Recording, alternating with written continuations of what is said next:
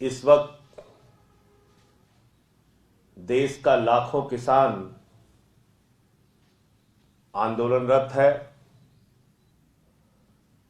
पंजाब का, हरियाणा का, उत्तर प्रदेश का किसान लाखों की संख्या में दिल्ली की सीमा पर बैठा हुआ है और इस बात का इंतजार कर रहा है कि केंद्र की सरकार उनसे बातचीत करेगी, उनके समस्याओं का समाधान करेगी।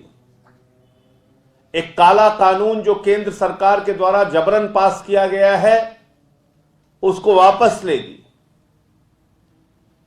उनका गुनाह यह है कि वो अपने फसल का दाम मांग रहे हैं।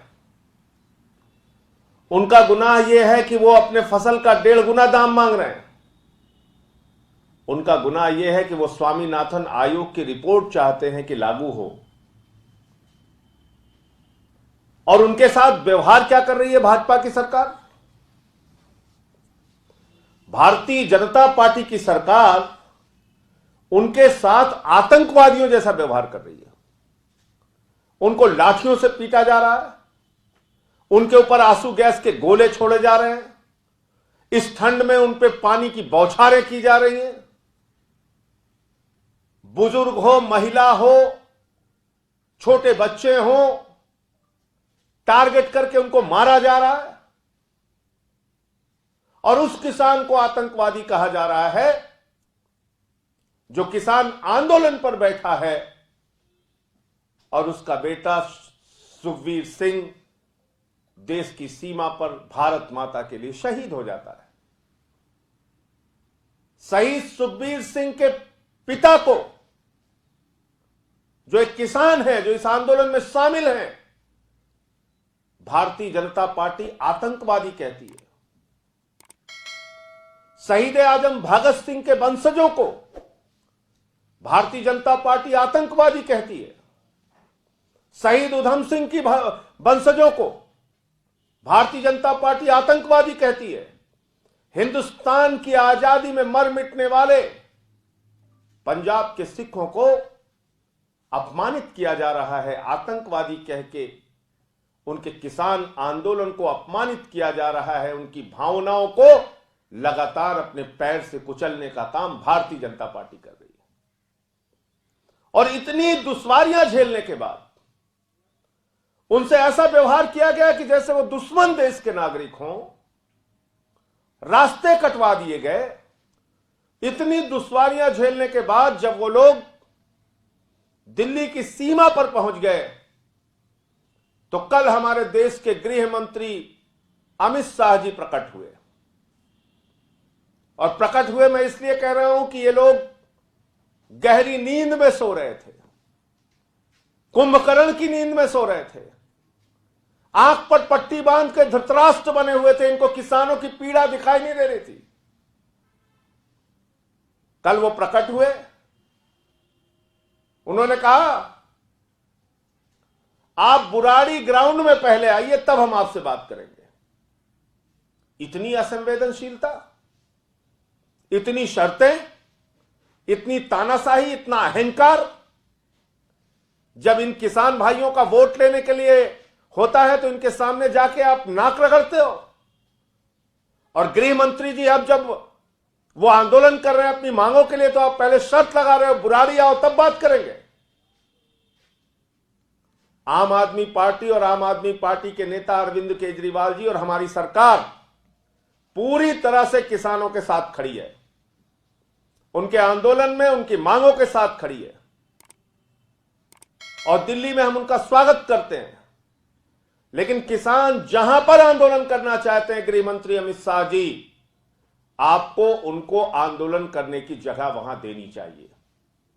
और एक कोरोना का बहाना मत बताइए। आप कोरोना का बहाना बताकर किसानों की जिंदगी के साथ जो खिलवाड़ आप लोगों ने किया है काला कानून पास करके, वो मत कीजिए आप। क्योंकि कोरोना आपके लिए दिल्ली में होता है लेकिन हैदराबाद में नहीं होता कोरोना।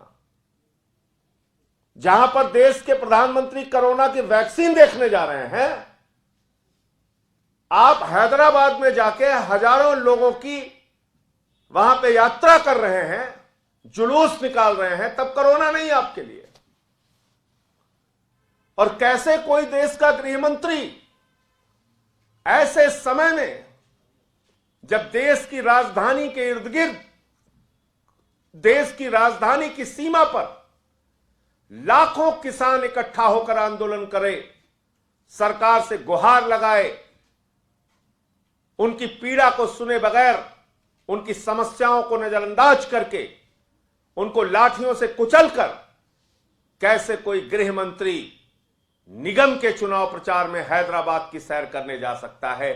इसका मतलब हिंदुस्तान की आजादी के बाद ऐसा गैर जिम्मेदार, असंवेदनशील और किसानों की समस्याओं से बेपरवाह गृह मंत्री हिंदुस्तान ने पहली बार देखा है, जो हमें अमित शाह के रूप में देखने को मिल रहा है। आप में जरा सी भी संवेदना नहीं है। आज एक किसान की भी मौत हो गई, किसान का बेटा सीमा पर शहीद हो रहा है, किसान आंदोलन में शहीद हो रहा है, और आप हैदराबाद की सैर कर रहे हैं।